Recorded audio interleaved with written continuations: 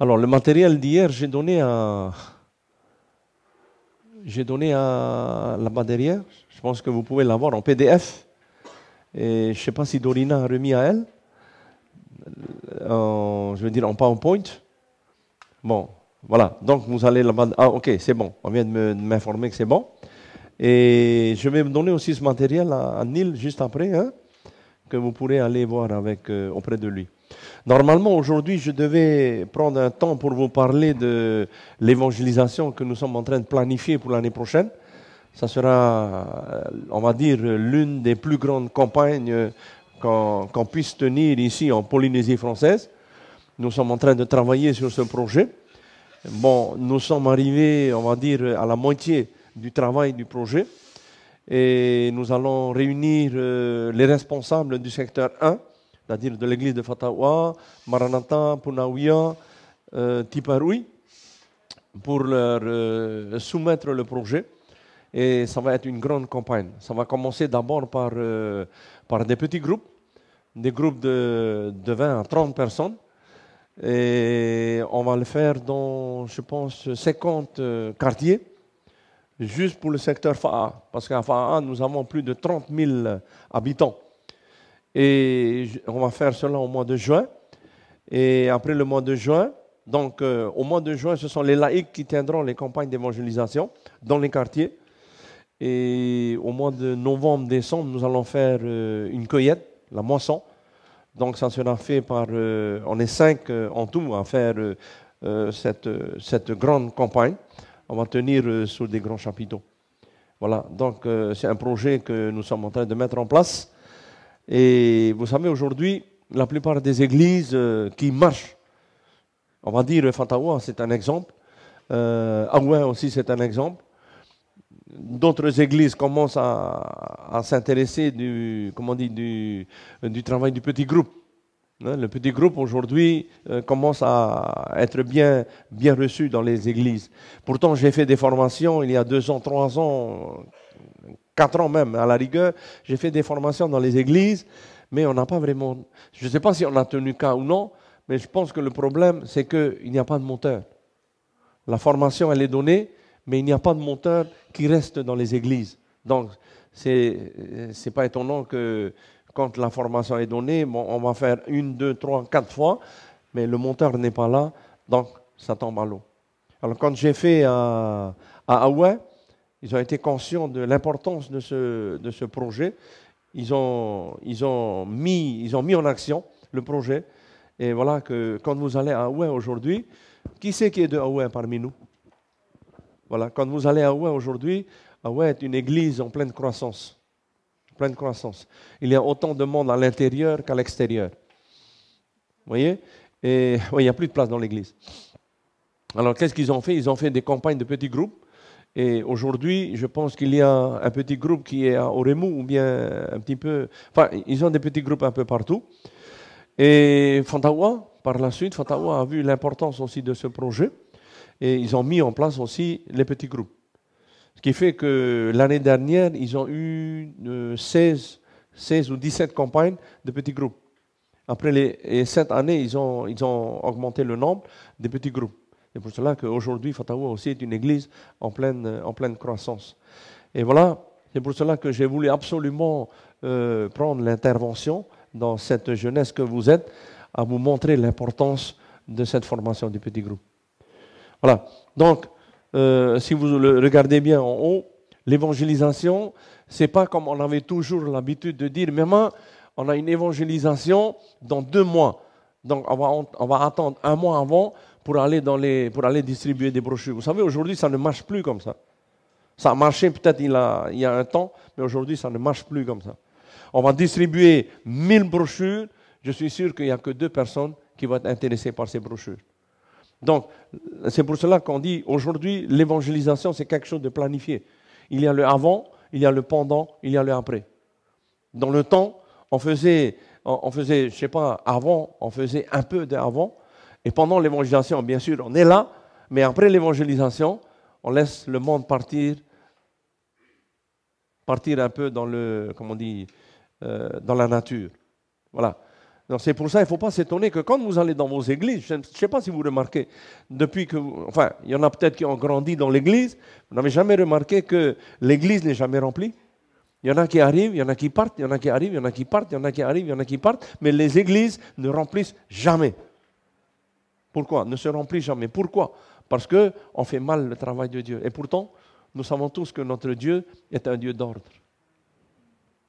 Et voilà un des points que nous aimerions, que j'aimerais voir avec vous, hein, c'est le petit groupe. Mais avant ça, nous parlons de la planification de l'évangélisation. La première des choses qui est importante pour vous de savoir, c'est le sondage d'opinion. Je vous ai parlé de ça hier. Le sondage d'opinion, vous pénétrez dans les foyers avec un papier où sur ce papier est mis des questions. Vous allez frapper, la personne ouvre la porte, vous leur posez des questions qui sont écrites sur le papier. Il y en a en français, il y en a en haïtien. Et ça, nous le faisons beaucoup dans nos congrès, quand nous faisons des congrès dans les Tuamotu ou bien dans les îles australes. On le fait beaucoup. Et quand la personne, à la fin, la question de la fin dit, est-ce que vous êtes intéressé par une étude par correspondance? L'étude par correspondance, eh bien, c'est la Bible en main. Quelques-uns parmi vous ont déjà fait l'expérience de ces études et je remercie Dieu parce que je vois comment les gens travaillent beaucoup avec ça. Hein. Donc, c'est ce que vous voyez en deuxième point, la Bible en main. Hein. Le sondage d'opinion, c'est frappé à la porte, Bible en main, et le petit groupe que nous allons voir. Hein. Et puis après, voilà, l'invitation, bien sûr, on invite des gens pour la moisson. Alors, vous avez remarqué, dans le calendrier de la mission, nous avons 2 campagnes d'évangélisation par an. La première campagne qui se trouve au mois de juin, la deuxième campagne au mois de novembre.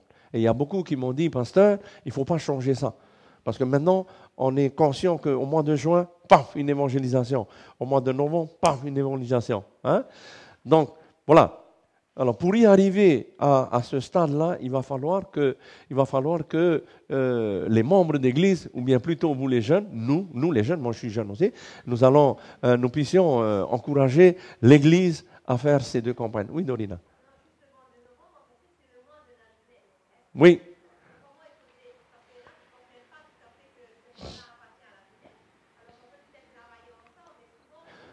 C'est le but. C'est le but. Je n'ai parlé à Pasteur Patrice, je lui ai dit, il faut que ça soit comme ça. Et justement, vous êtes là, on en parle, c'est bien. Il faut que la jeunesse se mette dans la campagne. Et si, par exemple, la jeunesse se met pendant 2 ou 3 mois dans la campagne, il y a toujours une campagne encore qui peut venir, qui peut suivre encore après, hein, pour retenir les gens. Voilà, je vous donne un exemple. À Mahina, normalement, nous avions prévu 3 semaines d'évangélisation. Et on a remarqué que les gens étaient tellement intéressés, il y avait beaucoup de gens qui venaient. Donc, on a décidé, avec les visiteurs, de reconduire 1 semaine. Donc, c'est cette semaine-là. Et avant-hier soir, hier soir, il y avait encore plus de monde. On était à 78 visiteurs. Et puis, hier soir, j'ai rassemblé les visiteurs, je leur ai posé la question. Est-ce que vous êtes intéressés à étudier? Est-ce qu'on va prolonger 1 semaine? Est-ce qu'on va couper sabbat et puis pour reprendre encore après? Après, ils ont dit, non, pasteur, on va faire les 2. Ça veut dire, on va prolonger d'1 semaine et on va faire encore après. Alors, dans moi, je me disais, on va s'arrêter cette semaine, mais ils ont voulu continuer. Donc, ça va nous faire 5 semaines d'évangélisation. On peut toujours faire, parce qu'il y a un membre qui disait, pasteur, ces personnes qui viennent, ce sont des personnes qui ont été envoyées par Dieu. Il faut les nourrir.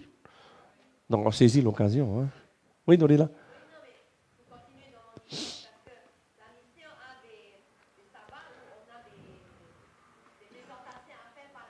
Oui.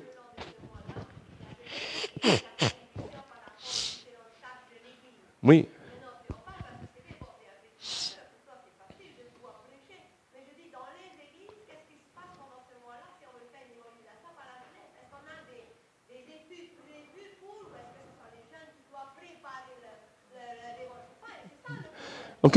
Ok, c'est bien que tu en poses la question. J'en ai parlé à Patrice également pour ça. Hein. Alors, Patrice, il me dit, lui, il pense à 2 choses. Soit décaler la date de la jeunesse, novembre, décaler à une autre date, peut-être octobre ou avant. Ou sinon, eh bien, on va préparer quelque chose pour la jeunesse. Voilà. Enfin, j'en parle avec lui, hein, chaque fois, parce que je sais que novembre, c'est son mois à lui. Hein. Donc, on se... voilà. Voilà, oui. Oui, voilà. Oui, voilà.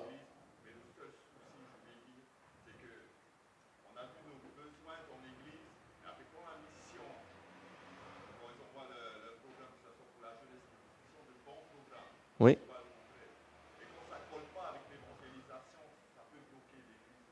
Ouais. Mhm. Alors, pour la synchronisation, la seule chose à faire pour vous, la jeunesse, par exemple, hein, il va falloir que vous vous mettez en contact avec le responsable de la mission. Il va falloir que vous vous mettez en contact avec lui. C'est pareil pour l'évangélisation. Vous savez, j'ai mis en place le mois de juin et novembre pour l'évangélisation, mais j'attendais des retours. Et les retours que j'ai reçus sont positifs. Ça veut dire qu'il faut maintenir ces deux dates. Voilà. Bon, maintenant, s'il y a des choses concernant la jeunesse, il faut vous mettre en contact avec lui.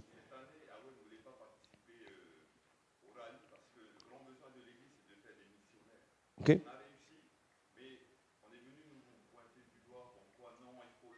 Oui. Ouais, ouais. Ouais. Alors, par rapport à ça, vous devriez voir alors, par rapport à la date, si vous savez qu'il y a telle date, je ne sais pas si ça maintient, les dates, ça maintient tous les, par exemple,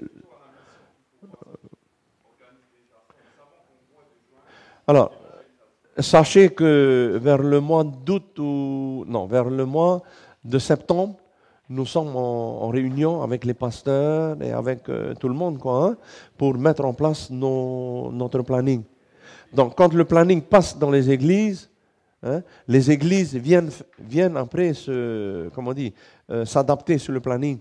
Ça veut dire que vous ne devriez pas faire un plan justement au moment où la mission met des dates. C'est comme ça que ça coince.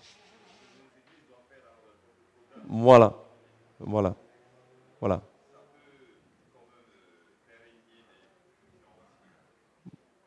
Mais c'est comme ça que ça marche. C'est la mission d'abord qui envoie son programme, son planning, et vous, après, vous venez vous venez vous adapter sur le planning.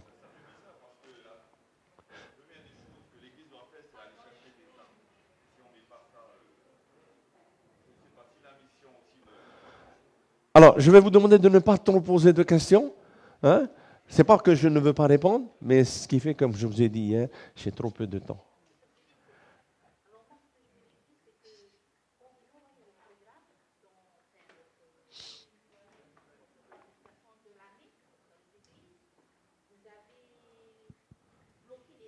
Oui,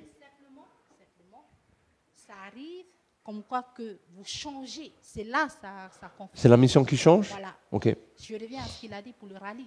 ok, je comprends alors. Voilà, c'est Ouais. ça. Mais sinon, on a bien reçu les dates que vous avez bloquées. Et vous vous êtes adapté On sur s'est ça. adapté, mais c'est Mais après, il y a seulement eu à la un dernière changement, minute, on donc il y a un change. cafouillage Voilà, après. c'est là. Ok, C'est là, je...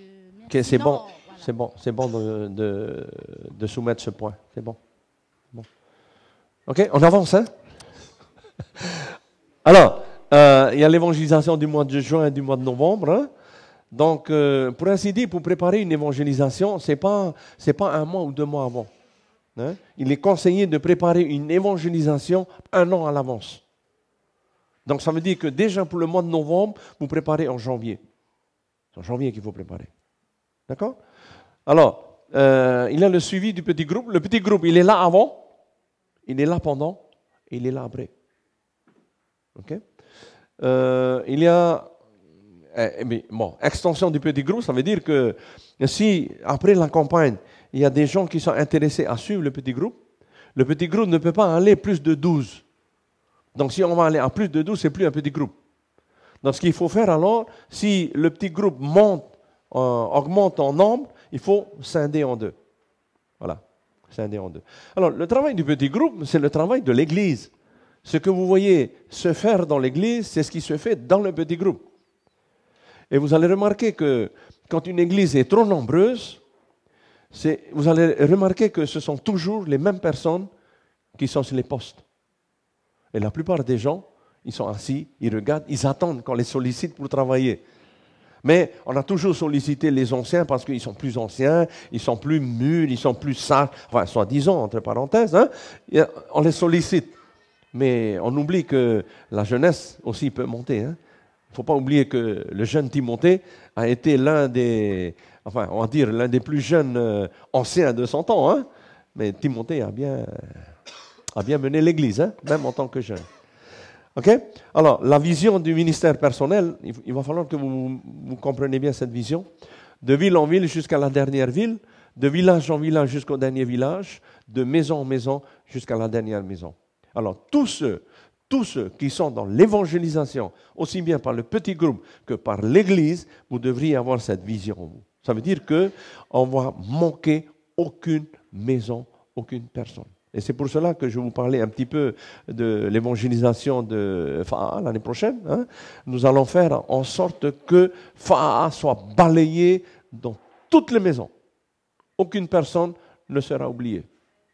Et c'est pour cela que la préparation de FAA, on va commencer déjà dans les mois à venir jusqu'au mois de novembre.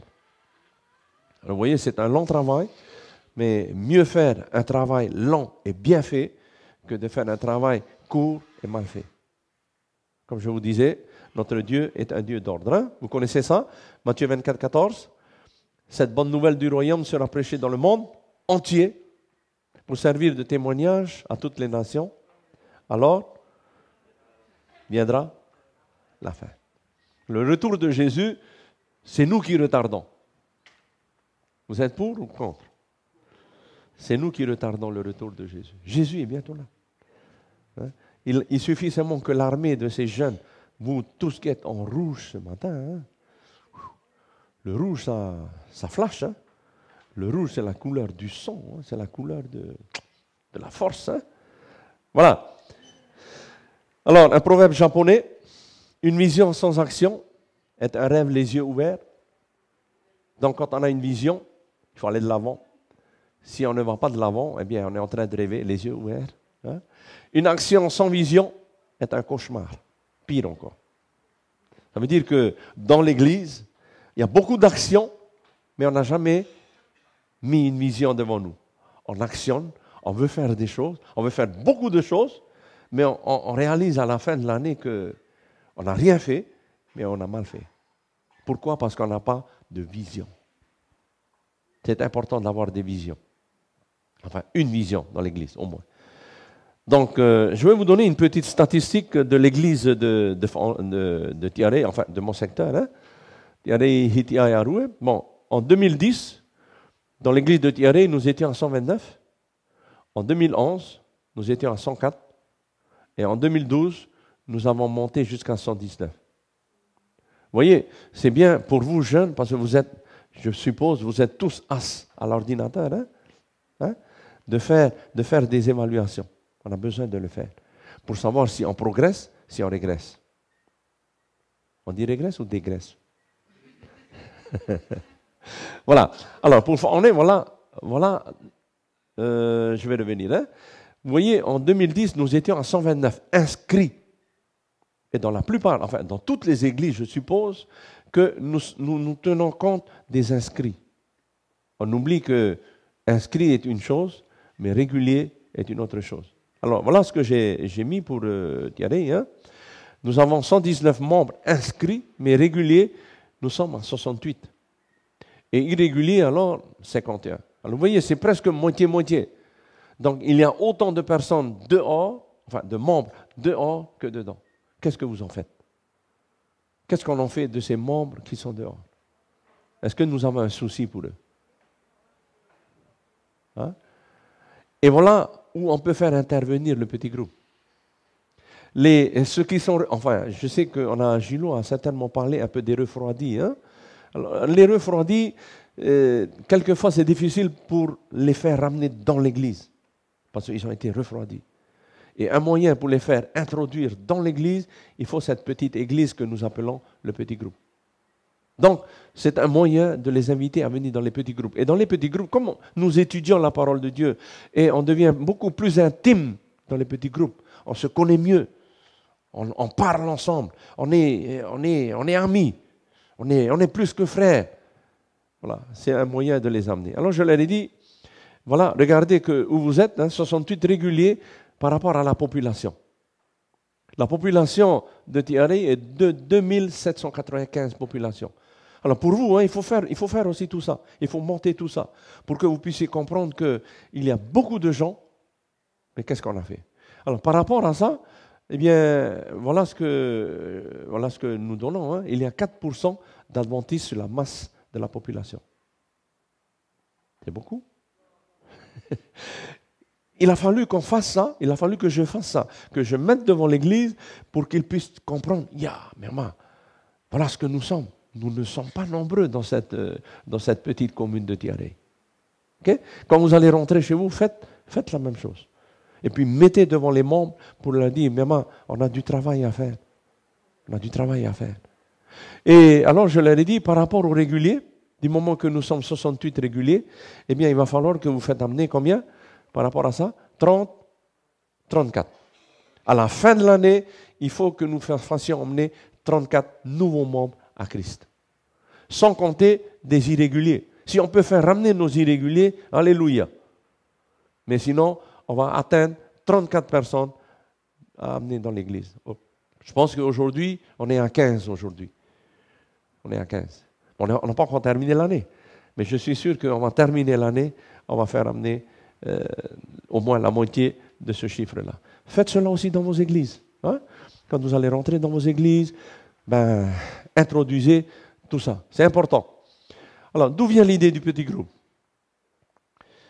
Alors, nous voyons que l'idée du petit groupe est une conception qui nous vient de Dieu. Ce n'est pas quelque chose qui a été inventé, ça vient de Dieu. Mais on n'a jamais pris conscience de ça.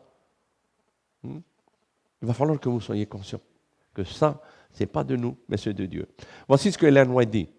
Témoignage pour l'Église, volume 3, page 96. Elle dit ceci. Cette question m'a été présentée par celui qui ne peut errer. Or, qui ne peut errer? Dieu lui-même. Dieu ne peut pas faire d'erreur. Alors elle dit, cette question m'a été présentée par Dieu. Former des petits groupes afin de travailler non seulement en faveur des membres, mais aussi en faveur des incroyants. Donc le petit groupe est là pour les membres et aussi pour ceux de l'extérieur. Hein? Donc c'est important pour nous et c'est important pour ceux de l'extérieur. David Yonggi-cho, vous avez déjà entendu parler de lui? Un pasteur coréen, pentecôtiste. C'est celui qui aujourd'hui a la plus grande église dans le monde. Hein? Allez taper sur net, David Yonggi-cho, vous allez trouver. Parce que ça, j'ai pris sur net. Hein? Vous allez trouver que cet homme, c'est celui qui a la plus grande église dans le monde. Vous savez quel livre il utilise, lui? Lequel? Témoignage. Témoignage pour l'Église. Hein? C'est le livre qu'il a utilisé. Il a été inspiré par ce livre pour qu'il puisse faire les petits groupes. Ça fait honte pour nous. Hein? Que c'est quelqu'un qui soit de dehors, qui utilise nos livres, qui utilise normalement ce que nous devrions utiliser. Lui, il l'utilise, nous, on ne l'utilise pas. Pourquoi? Parce qu'on ne lit pas les livres d'Ellen White. Voilà.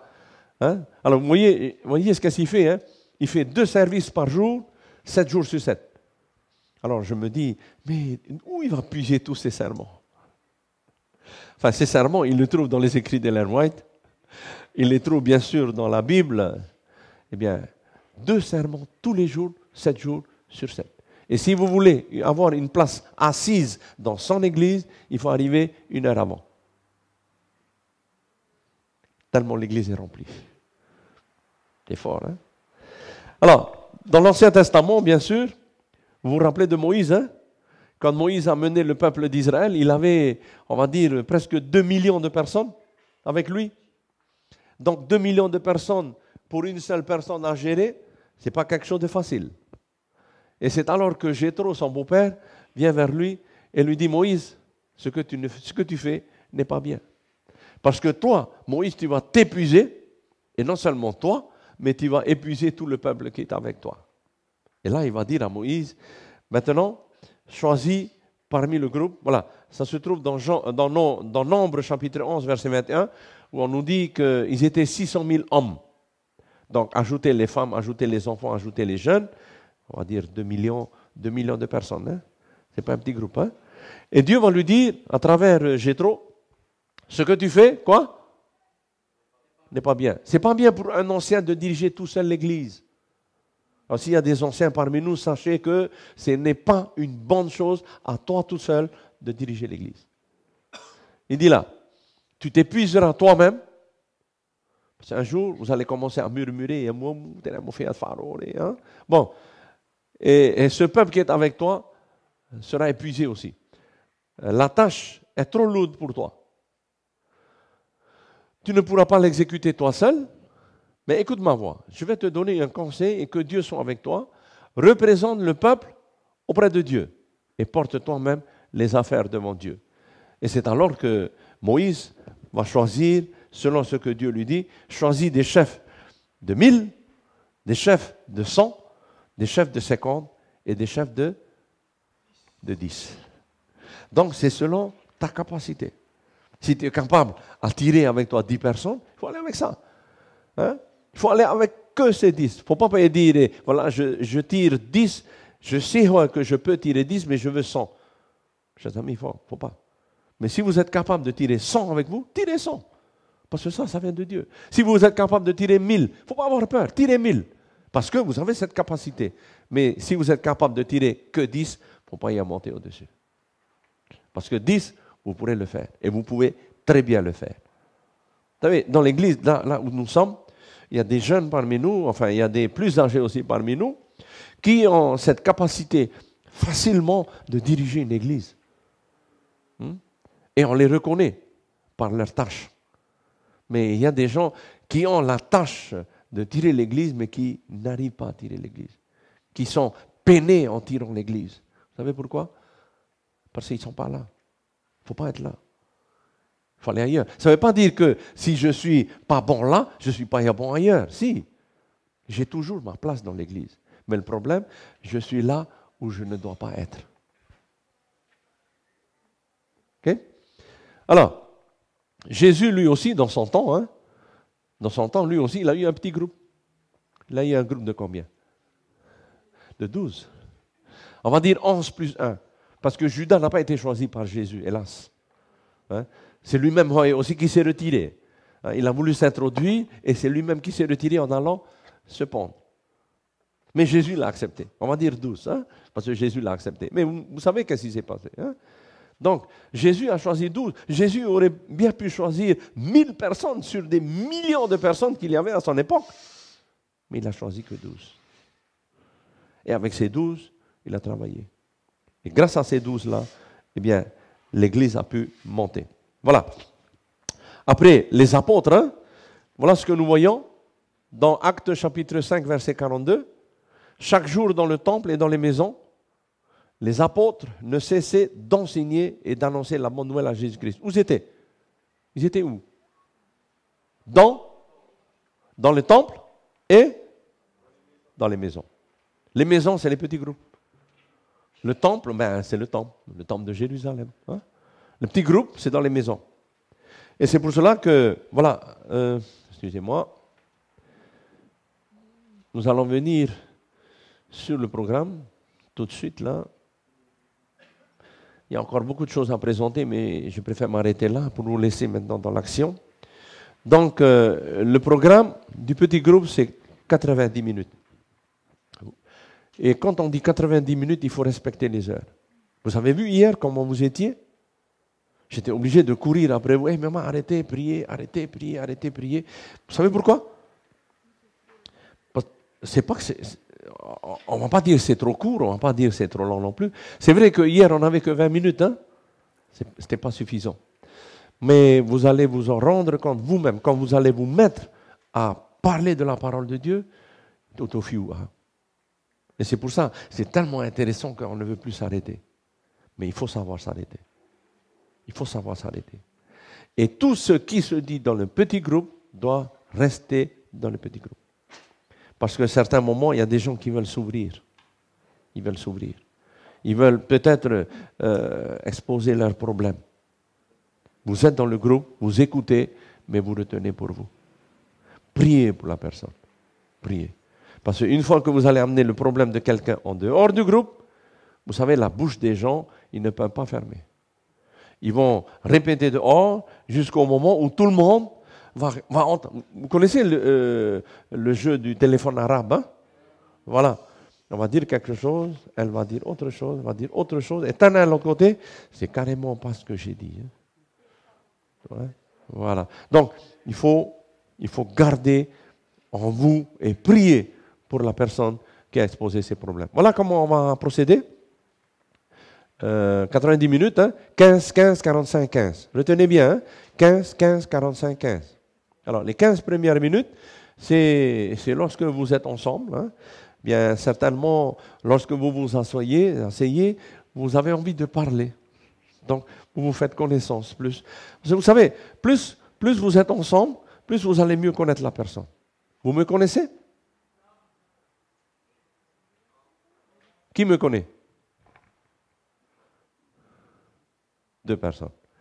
Et je suis sûr que ces 2 personnes me connaissent parce que on est resté un temps, hein, ensemble. Mais vous savez qui je suis. Vous savez qui est gentilhomme. Mais vous ne me connaissez pas. La seule personne qui me connaît, c'est celle qui est à côté de moi tous les jours. Avec elle, je ne peux pas mentir. Elle me connaît. Hein? Donc, pour mieux se connaître, donc c'est le petit groupe. Là, j'apprends à te connaître, j'apprends à savoir que toi, tu es comme ça, ton caractère est comme ça, j'ai intérêt de me tenir à carreau. Hein? Voilà, enfin des choses comme ça. OK? Alors, après 15 minutes de témoignage, par exemple, alors, mon frère, qu'est-ce que tu as fait durant cette semaine? Qu'est-ce que tu as fait durant cette semaine? Est-ce que tu as fait du porte-à-porte? Est-ce que tu as été prié? Alors tu me diras, ah oui, justement, je suis allé voir une certaine personne à l'hôpital, j'ai prié avec elle, et puis après notre prière, elle était tellement intéressée, elle m'a dit de revenir. C'est un témoignage. Voilà. Toujours témoigner. Vous savez, quand j'étais ici avec vous hier et aujourd'hui, je vous ai donné des témoignages, je ne sais pas si vous avez bien saisi. Hein? Je vous ai dit ce qui se passe à Mahina. Ça, c'est un témoignage. Okay? Toujours. Le témoignage, ça intéresse les gens. Les gens, ils aiment entendre les témoignages. Et c'est dommage, comme je vous ai dit hier, c'est dommage que je n'ai pas pu enregistrer Émile Vernondan. Quand Émile Vernondan il a parlé, il a dit, vous savez, c'est la première fois que j'ai été touché par un message. J'ai entendu des gens parler de la Bible. Même les témoins de Jéhovah sont venus chez moi. Ils parlent comme vous. Vous avez les mêmes sujets. Ils parlent aussi du retour, de la fin du monde et tout ça. Mais je n'ai jamais été touché. Il a fallu que je vienne ici. Mais vous savez quoi? Eh bien, je vais aller jusqu'au bout. Alors je me suis dit, c'est dommage qu'on n'a pas enregistré. Parce que le jour où je vais le voir dans la politique, je vais l'envoyer faire entendre, écouter ce qu'il a dit. Enfin, là, voilà. Donc, voilà un témoignage. Hein. Témoigner toujours. Le témoignage est important. Après le témoignage, vous avez 45 minutes à étudier la parole de Dieu. Là, j'ai mis Marc chapitre 2, mais on ne va pas faire ça aujourd'hui. Donc, 45 minutes pour étudier la parole de Dieu. Et nous avons besoin, dans notre petit groupe, un leader. Vous avez vu, hier, je vous ai demandé de vous choisir un leader. Parce que c'était là, à l'improviste, il fallait choisir un leader. Après, il faut aussi un adjoint. Au cas où le leader n'est pas là, c'est l'adjoint qui va prendre la relève. Après ça, bon, je vais vous donner toutes les... Enfin, après, hein. Puis après, vous avez 15 minutes à prier. La prière, ça peut être moi et elle. Je vais lui dire, par exemple, qu'est-ce que tu veux que je prie pour toi? Et moi, je vais lui dire, qu'est-ce que j'ai besoin qu'on prie pour moi? Je prie pour elle, elle prie pour moi. Enfin, il y a différentes façons de prier. On peut prier en chaîne, hein?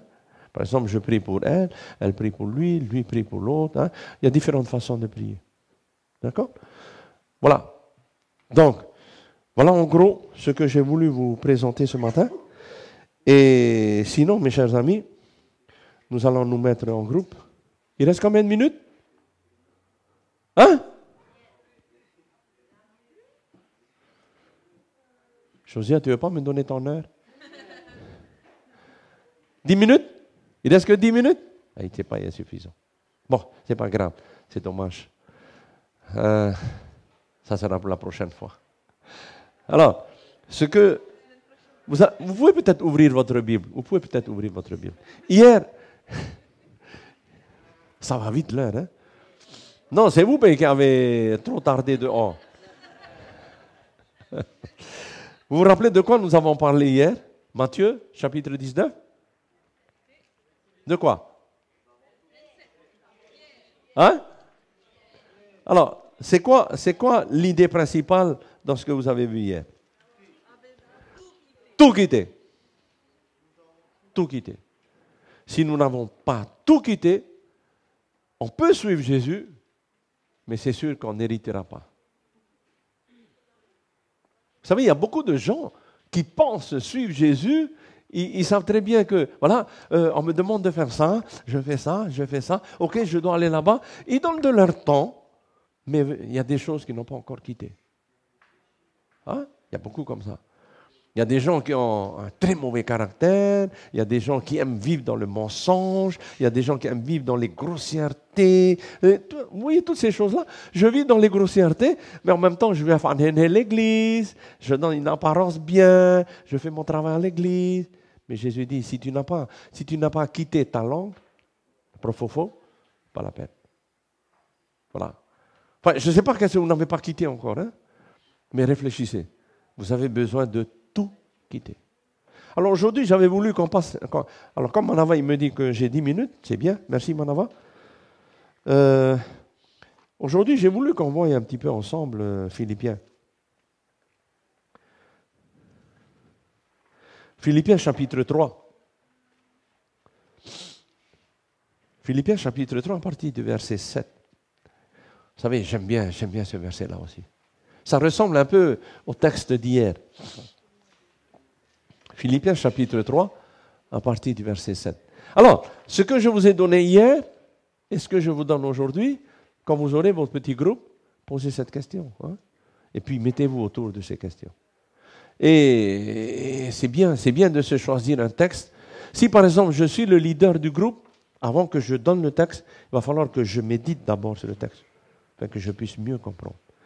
Le jour où on va se rassembler, on va dire, voilà notre texte, mes chers amis. Même Marc chapitre 2, je vous ai mis Marc chapitre 2, c'est intéressant aussi. Hein? Bon, alors, Philippiens chapitre 3, partie du verset 7. On va lire. Mais ces qualités qui étaient pour moi des gains, c'est quoi? C'est quoi les gains? C'est quoi les gains de Paul? C'est quoi les qualités qu'il pensait avoir des bonnes qualités? Vous le savez, hein? Paul, avant de devenir chrétien, il était quoi? Il était persécuteur, hein? Il était chef de l'autre côté, hein, chez les Juifs. Hein? C'est quelqu'un qui avait un haut rang. Hein? Et lui, pour lui, c'est ça les qualités pour lui. Hein? Parce que pour lui, c'est aller défendre sa religion. Défendre sa religion. Jusqu'au jour où il rencontre Jésus. Hein? C'est là après qu'il a dit, depuis que j'ai rencontré Jésus, qu'est-ce qui s'est passé dans sa vie? Hein? Eh bien, j'ai vu cela comme une perte. Ça ne m'a servi à rien.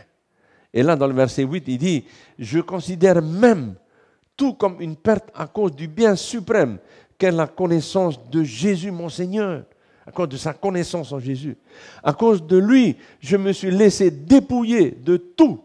Et je considère tout cela comme, enfin, pour les autres comme de la boue, dans ma Bible comme des ordures, afin de gagner Christ. Certainement, mes chers amis, nous avons encore dans notre vie des ordures. Nous avons encore de la boue dans notre vie. Et si nous ne connaissons pas cette boue-là, si nous ne voyons pas ces déchets, ces ordures en nous, bien mes chers amis, nous ne sommes pas encore prêts. Nous ne sommes pas encore prêts. C'est quoi votre boue à vous? C'est quoi ta boue? Voilà, donc j'ai voulu qu'on se mette autour de sa parole aujourd'hui pour ça et voir ensemble ce texte. C'est différent si vous êtes ensemble hein, et discuter. Hein. Alors, vous allez voir les idées qui viennent un peu de partout, c'est intéressant. Et c'est pour ça que je vous ai dit tout à l'heure que il faut toujours respecter le temps, timing. Si vous ne respectez pas le temps, eh bien vous allez voir que par la suite, les gens vont être few. Pourquoi? Parce que On a l'impression que c'est toujours les mêmes personnes qui parlent. Nous, on n'a même pas le droit de parler. Respectez le temps. 15. Allez. 15, 15, 45, 15. Respectez. 15 minutes pour vous mettre à l'aise. Vous pouvez chanter, hein? Louer Dieu. Hein? Après 15 minutes, enfin, bien sûr, il faut prier. Il ne faut pas oublier, toujours la prière. Après 15 minutes, donc quoi? Témoignage. Témoignez de ce que vous avez fait. Par exemple, il y a quelqu'un qui vient vous dire, hey, tiens, comment tu t'appelles? Tommy. Hey, Tommy, tu as carrément changé. Hein? Il y a des gens qui sont venus déjà vous dire ça. Rémi, tu as carrément changé. Est-ce qu'il y a des gens qui vous ont dit déjà ça? Ah, c'est un bon témoignage. Hein? Alors, il faut lui demander alors changer en quoi? En bien ou en mal? Alors, s'il va vous dire changer en bien, Alléluia Seigneur. Il ne faut pas lui dire Alléluia à lui, dans ton cœur. Alléluia Seigneur. On a vu que j'ai un changement en moi. Ça, c'est un témoignage. Hein? Hein? Voilà. Et quand vous lisez la Bible, avant de lire la Bible, demandez l'aide du Saint-Esprit. Il n'y a que lui qui peut vous donner de l'intelligence. Hein? Quand vous lisez votre école du sabbat, demandez l'aide du Saint-Esprit. Il ne faut pas aller selon votre compréhension. On n'est rien du tout. On est comme de là à bout. Voilà. Voilà, mes chers amis, que Dieu vous bénisse, c'est dommage. Bon, on verra ça à un autre moment. Hein? Voilà. Pasteur Josiah, je te donne la parole. Merci, hein? Merci d'avoir été patient. Voilà.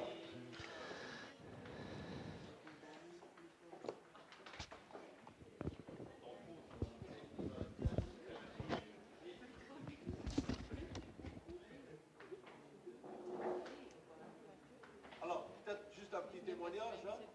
Normalement, le fils d'Émile Vermondon va être baptisé sabbat. Il va être baptisé sabbat. Et la maman, elle avait... Selon la maman, elle disait que depuis qu'ils sont venus à l'église, hein, avec la compréhension des textes de la parole de Dieu, et sachant qu'aujourd'hui, on a besoin de jeunes pour le service missionnaire, donc elle disait devant tout le monde qu'elle aimerait bien que son fils... Elle aimerait bien que son fils soit, soit entouré de bonnes personnes. Hein, et elle pense faire envoyer son fils plus tard à étudier la théologie pour devenir pasteur adventiste. C'est fort, hein? C'est des catholiques très forts. Et Émile disait aussi, il souhaiterait que ses frères, ses sœurs, enfin tout ce qui l'entoure, sa famille, puissent connaître ce message. Et c'est pour ça qu'il nous a dit, mais avant qu'il connaisse ce message, il faut que lui, il aille jusqu'au bout. Bon, il faut prier pour que la volonté de Dieu soit accomplie en lui. Vous savez, il y a des choses que l'homme ne peut pas comprendre. Et Dieu peut faire des miracles dans la vie des gens. Dieu peut faire des miracles à condition que nous avons déjà eu le miracle de Dieu. Ali?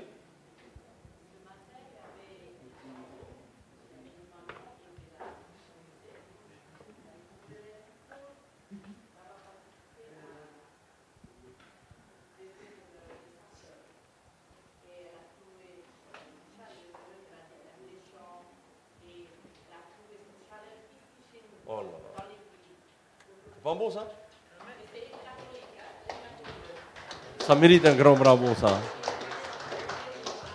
C'est une catholique en plus. Vous savez, aujourd'hui, dans ma campagne aujourd'hui, la plupart des gens qui viennent, ce sont des catholiques. Ce sont des catholiques. Et ce soir, je vais parler de 666. Alors ma femme me dit, tu ne crois pas c'est trop sévère? J'ai dit non, ça dépend. Ça dépend comment on va délivrer ce message. Parce que dans ce message, il y a les deux groupes d'adorateurs. Il y a le groupe d'adorateurs qui adore l'image de la bête. Il y a l'autre groupe qui adore Dieu. Et après, je vais faire un appel. Je leur dirai, ceux qui ont choisi Dieu, levez-vous. Et là, on verra. Alors, Par rapport à ce témoignage, merci Ali. Vous voyez les témoignages, hein, on n'a pas besoin d'aller dire aux gens, vous avez vu, on a été là-haut, là. Non, c'est les gens qui disent. C'est les gens qui disent. Et merci beaucoup parce que Pasteur Gilo a eu la bonne réflexion de vous dire, maman, on n'a pas de cours, on va aller en haut, c'est en haut notre cours. Et vous avez vu, c'est le témoignage qui a été donné. Alléluia. Hein. C'est par rapport au verset d'hier, quand Pierre il a dit tout quitter. Mais après, dans le verset 28, il dit quitter sa femme, sa sœur, ses parents, sa mère. Ça veut dire aussi, il faut quitter aussi ça. Tu as une femme? Tu as une femme, mon frère? Tu es prêt à quitter ta femme? Non? Non, enfin, c'est l'idée qu'il faut voir. L'idée, hein? L'idée, hein? Il ne faut pas prendre à la parole. Hein? Donc, l'idée, ça veut dire qu'il faut que tu sois attaché plutôt à Christ qu'à ta femme. Ça veut dire que si jamais on te demande un jour d'aller par exemple, à Roberto Mani, d'aller à Mani, passer 5 semaines. Tu vas pleurer après ta femme, si tu n'es pas prêt à quitter. Hein? Enfin, 5 semaines, c'est combien? C'est 1 mois plus. Hein? C'est pour cela, Pasteur Josiah, excuse-moi, hein, je parle beaucoup. C'est pour cela, quand Gédéon est parti faire la guerre, déjà, au début de la guerre, ils étaient à la moitié du nombre de l'autre côté. Et Dieu a dit, c'est trop. Pourquoi Dieu a dit, c'est trop? Parce qu'il y en avait parmi eux qui pleuraient après leur femme, qui pleuraient après leur maison. Et Dieu a dit, non, ramène ces gens-là, ce n'est pas utile. Vous savez combien ils sont rentrés? Hein? Non. 300 sont restés. Hein? 300 sont restés. Dieu a dit, c'est trop. Ces gens-là, ils pleurent après leur femme. Ils ne sont pas prêts à tout quitter. Il faut les ramener. Voilà. Ceux qui ne sont pas prêts à quitter. Après, Dieu a dit, c'est encore trop. 10 000, c'est encore trop. On va les faire boire. Ils ont été boire de l'eau. Et Dieu a vu certains qui avaient leurs yeux carrément dans l'eau. Dieu a dit, c'est pas bon ces gens-là. Il faut prendre les gens qui ont la tête en haut et en même temps qui boivent. Parce qu'eux, ils guettent l'ennemi. Combien ils étaient? 300 sur 10 000. Hein? C'est malheureux. Voilà mon frère, c'est ça. Ok, alors, Pasteur Josiah, il va falloir que je te laisse le micro, hein, sinon je ne vais plus m'arrêter là. Merci à vous tous. Hein?